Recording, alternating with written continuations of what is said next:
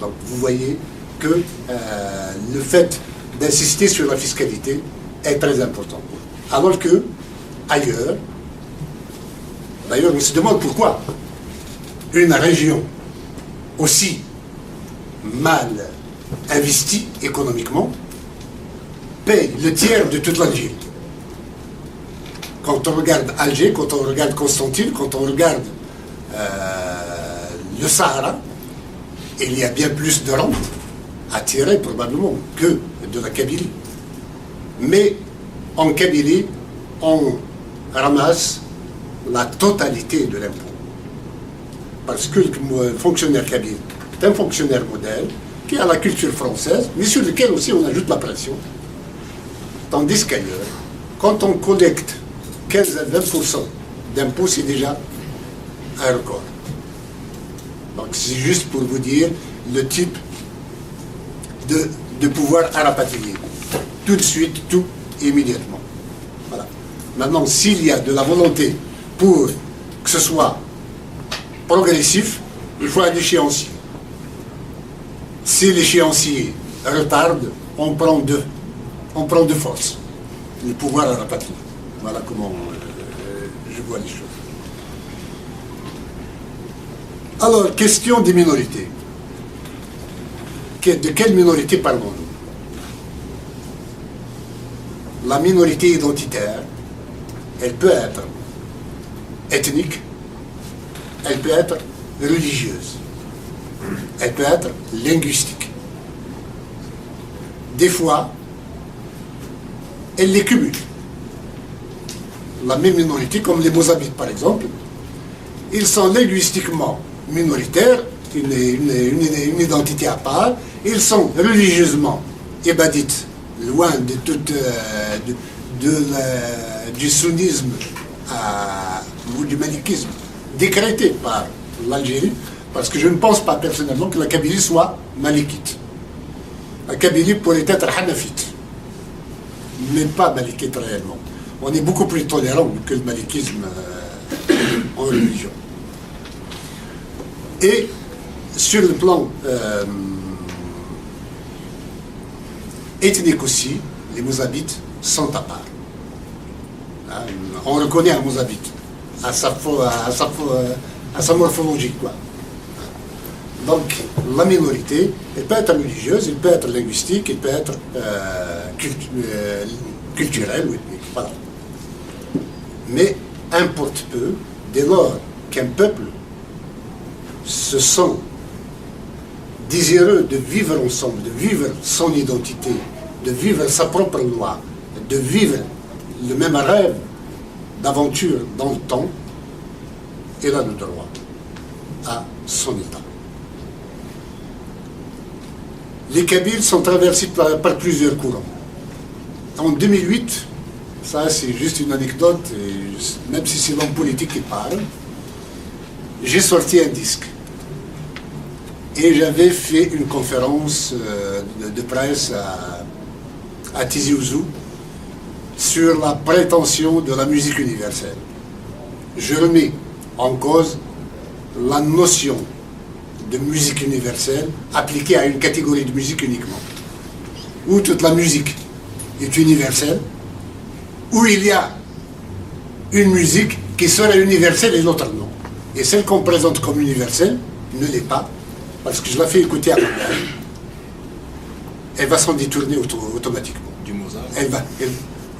Je lui ai fait écouter du Franz Liszt, elle va me dire qu'est-ce que c'est que ce bruit. Hein? Tandis que si je lui ai fait écouter du Siman Azem, là, elle aura le sourire jusqu'aux oreilles.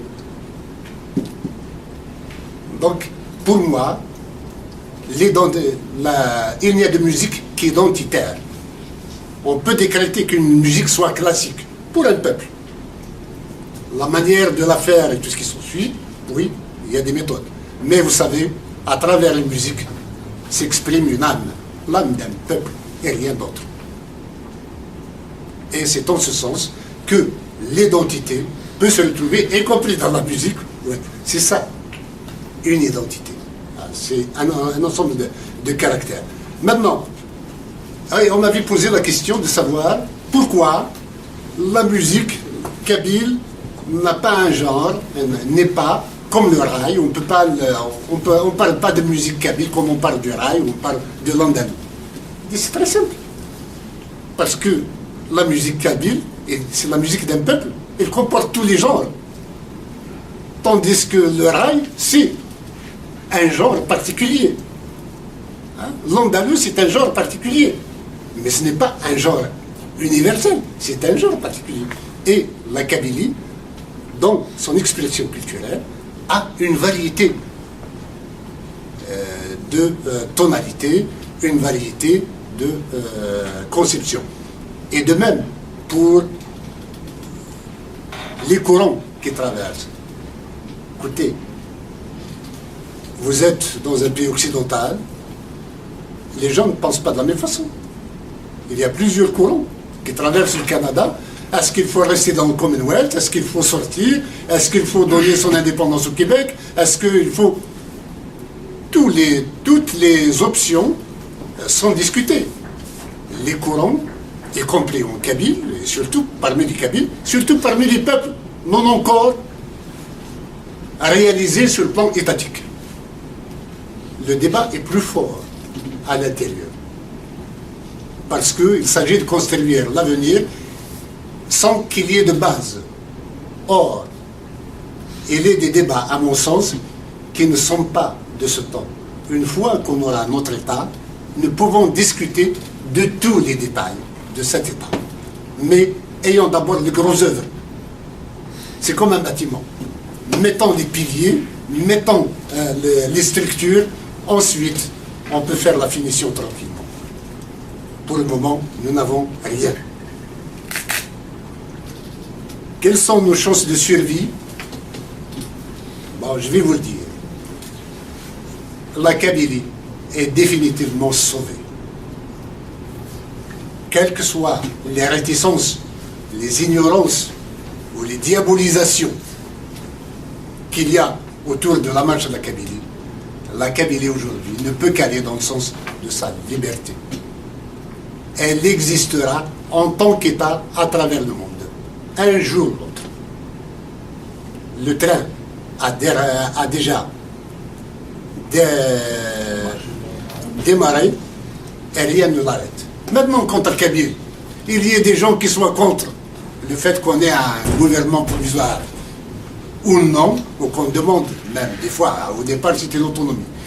Mais depuis que nous avons installé le gouvernement provisoire, personne ne discute l'autonomie, le principe de l'autonomie. Hein? On discute, est-ce que le gouvernement est légitime ou non? Sincèrement, si la Kabylie avait les moyens de mettre sur pied son propre gouvernement de manière légitime, pourquoi un gouvernement provisoire? Un gouvernement provisoire est par définition celui qui se met en place en des circonstances exceptionnelles qui ne permettent pas la légitimité des urnes. Une fois que la légitimité est là, on aura un gouvernement comme tout le monde. Mais il y a aussi cela à dire, quand un train démarre, il produit toujours des étincelles sur les rails. Et c'est ça, nos frictions d'aujourd'hui, que personnellement je comprends et je n'en veux à personne.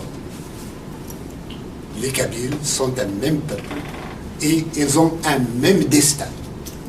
Y compris quand on émigre au Canada.